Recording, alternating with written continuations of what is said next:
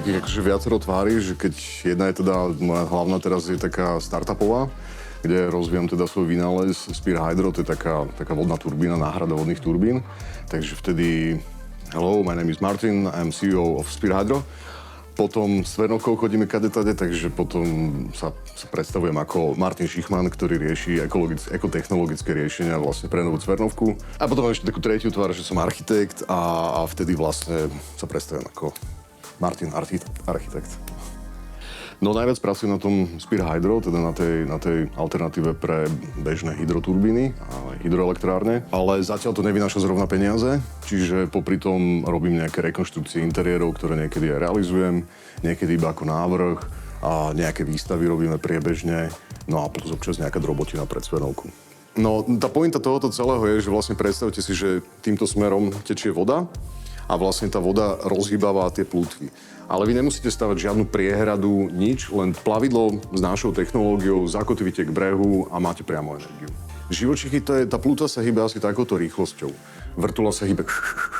Čiže to je úplne safe. A tá plútva je veľká a mocná, takže preto vrtulu nemôžete dať vlastne do vody, lebo prvé brvno, ktoré by tam išlo tým, že ona sa rýchlo hýbe, má tenké profily, sa vlastne zničí, alebo poseká rybičku, alebo sa tam niečo namotá. Kdežto táto plútva, vlastne to brvno, oni budú naplnené trošku v prúde a tým pádom to brvno sa od nej odrazí. To je proste mocný veľký kus železa. Áno, Cvernovky mám najradšej ohnisko a terasku na 5. jednoznačne.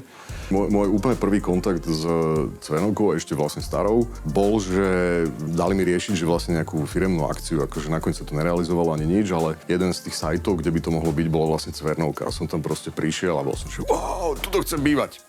No a v tom čase, asi týždeň na to som stretol kamaráta vlastne Borisa Meluša. No a sme sa stretli po 5 rokoch a akože druhá vec, čo sme si povedali, že videl si Cvernovku, že to je super. A nejak akože do 3 dní sme tam zakladali ateliér, hej, že áno. Neviem, či sa tam boli 5 alebo 6 rokov, čo úplne že stálo za to, ale bolo to smutné odtiaľ odchádzať, lebo to bolo super. Tam tá atmosféra, že o 1 ráno karboška, proste na chodbách stále niečo sa dialo, že keď tam človek mal fakt pocit slobody, že môže vytvoriť, čo chce, kedy chce, jak chce. No a nová Cvernovka, trošku je to už slabšie v tomto smere, že už trošku sme viaci takí akože príliš organizovaní. A aj zase na druhej strane možno aj s tým vekom to není úplne od veci, takže... Toto sa ukázalo najlepšie za covidu trebárs, že človek tu nikdy není sám. Akože nemáte tu taký pocit osamelosti. A potom aj to, že je tu ďaleko väčšia miera slobody, tvorby a práce v noci, alebo tak, ako ja si neviem predstaviť, že by som žil v bytovke, kde nemôžem karboškovať. Akože ja keď som išiel na výšku, tak som bol v tomto celkom že skeptik, že ekologickú farbu používať nebudem, lebo to hneď opadá, to je na hovno poriadnu olejovú treba, ale v rámci vysokej školy nejak som teda dospel k tomu, že ako idem tvoriť, podľa čoho idem tvoriť, akože vzťah k prírode som mal vždy, ale som nevnímal tú ekológiu tak komplexnejšie, aj keď neviem, či ekológia je ten správny výraz, mali by som udržateľnosť, dajme tomu to volať. Ale vtedy mi prišlo vlastne, že začal som svoje dizajny pri dizajnovaní čerpať z prírody, hej, že hľadal som nejakú pravdu, od ktorej sa dá odpichnúť pri tvorbe, keď môžeš vytvoriť hocičo, od čoho sa odpichneš, čím začneš. A ja som sa teda odpichol od jediného, čo viem považovať za pravdu, a to sú prírodné zákony, lebo sociálne zákony sú konštrukt. O tom nemôže nikto povedať, či to je pravda alebo nie, lebo to je subjektívne väčšinou.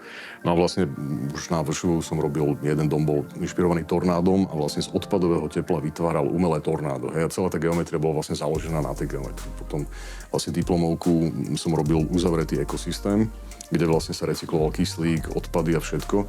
A tam som si vlastne uvedomil tú dôležitosť toho prírodného prostredia, že keď naozaj každý by si mal skúsiť navrhnúť vesmírnu stanicu a tam pochopiť, čo všetko za nás planéta rieši, čo my si ani neuvedomujeme. Že my tu riešime nejaké triedenie, ale keby sme mali riešiť ešte kyslík, vodu a tak to začína byť oveľa dôležitejšie a to tak nejak vo mne aj prehlbilo to pochopenie toho, ako to funguje celá naša planéta, že to je, ako Buckminster Fuller povedal, spaceship Earth, že vlastne tie procesy, čo sa tu dejú, my ich absolútne ignorujeme, berieme ich ako samozrejme, oni nie sú samozrejme, že máme kyslík, máme čo dýchať, máme čo piť. Hlavne nech sa ich veľa postaví, nech sa veľa karbónu ušetrí, vieš, že proste robíme to pre ďalšie generácie hlavne, takže je to, aby som sa synkovi, keď bude bojovať so samopalom v ruke o potravu, lebo ekologický kolaps spôsobí niečo divné sociálne, tak si bude vedieť povedať, tatínko urobil, čo sa dalo.